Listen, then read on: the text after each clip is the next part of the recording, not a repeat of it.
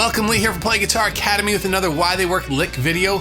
Beginners, you are going to love this lick lesson. Today, I do something easy. I take just one pattern of the major blues scale and I show you how to sound convincing and to play to each chord in a 12-bar blues. This is a game changer for beginner guitar players.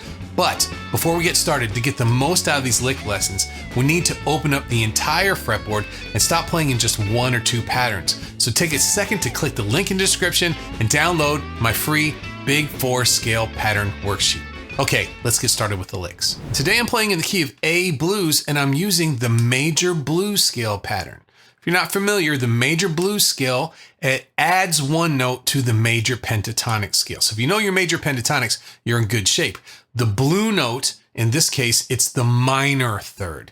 This is an outside sound, but it wants to resolve very strongly to the major third. It wants to go up a half step. Think about the first few notes of Johnny B. Good solo. That's the sound of the minor third resolving to the major third. And it's very common in blues, and now is a great time to learn it. So let's go ahead and get started.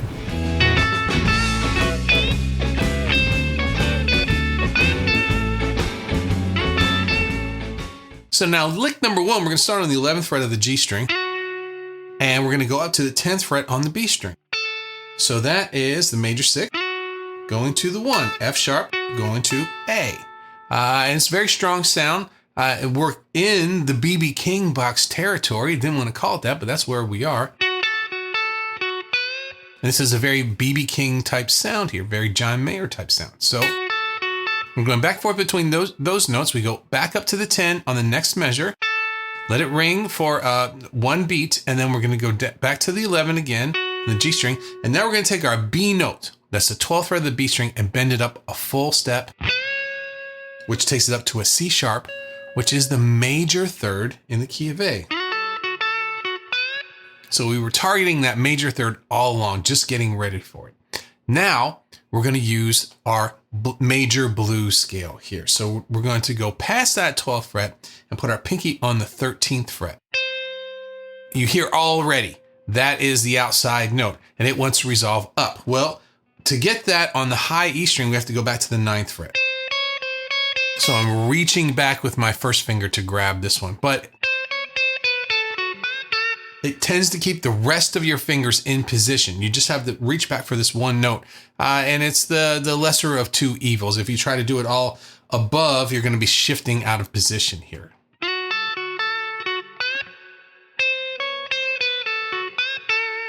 So we're going the minor third up to the major third. So that's C to C sharp, back to the minor third, to the second, to the root, to the major sixth. And then the bend up to the major third, just like in the first lick, that's going to be the B bending to the C sharp, 12th to, that's right, and to the root note. And then we have a little tag at the end of this lick, the end of the first four measures. And it's just a sliding up to the 11 on the G string with our second finger, that's our F sharp, and then the root note on the B string at the 10th fret.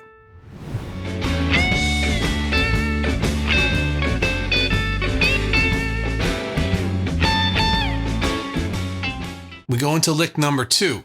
Now this is the middle 4 of our 12-bar blues. This is where we go to our 4 chord. In this case, it's the D7 for 2 measures, and then back to our A dominant 7th for the last 2 measures of this middle 4 section here.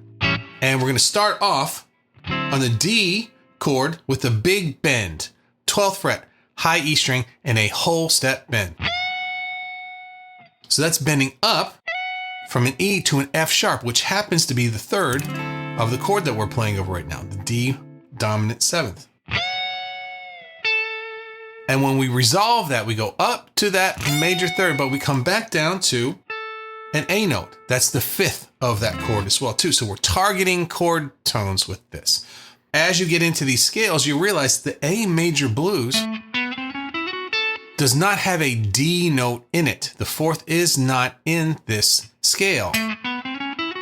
So to make this, usually what you do is add a D in there, or you might change the scale a little bit, but that's not what I want to do here. I just want to use one scale pattern of one scale, the A major blues scale. So we're going to be playing around that D. We're not going to resolve to the D. We're going to resolve to everything else. 12 goes up to the F sharp. That's E to F sharp. And resolve to the A, which is the 5th. And then as we go into our lick again, from the first one, we repeat it here. 13 to the 9th on the high string, 13, 12, 10. So we're going to continue to play this line over the D7th chord. Now we're not doing any chord tone targeting here. This is straight from the scale, and we're keeping that sound of the A major blues scale intact here. It sounds nice over the D chord. It's a little, we have a little dissonance there, but it sounds pretty nice. Next we go to the A7, back to the A7. And instead of staying in this place, this is the one time we're going to travel out of this pattern. And we're going to go up to the high A. That's on the 17th fret of the high E string. And we're going to do a BB King. We're going to do it 2 times. And if you want, slide off of it there.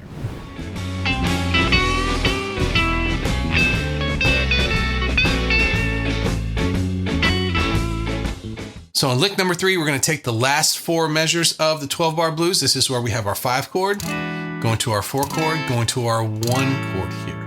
And we've got a pickup to this. We're going to start with the 10th fret on the D string. And that's going to start setting us up for this E7 chord. This is our C to C sharp to E. So this sets up the E. But right on 1, when we get to the next chord, we're going to bend the 11th fret up a full step. That's the G sharp. That is the 3rd of this new chord that's coming in. So we're targeting the chord already. We're making it to the root, and then we're bending up to the major 3rd. Then we're going to bend up again and release, and then go back to the root note again. So a lot of targeting with this E7 chord. Quickly, it switches to the D7 chord. Then we continue with our lick over the D7 chord. With a little bit of dissonance there, we have that C sharp in there. It has a little bit of a rub, but it goes back to the dominant 7 right after that. Down the A major blues scale pattern. And then we end up back at our A7. And then we're going to take our 11th fret on the G string and go back to the E note there on the 9th fret. That will be a great turnaround note for an E7 if you were going to turn this back around again.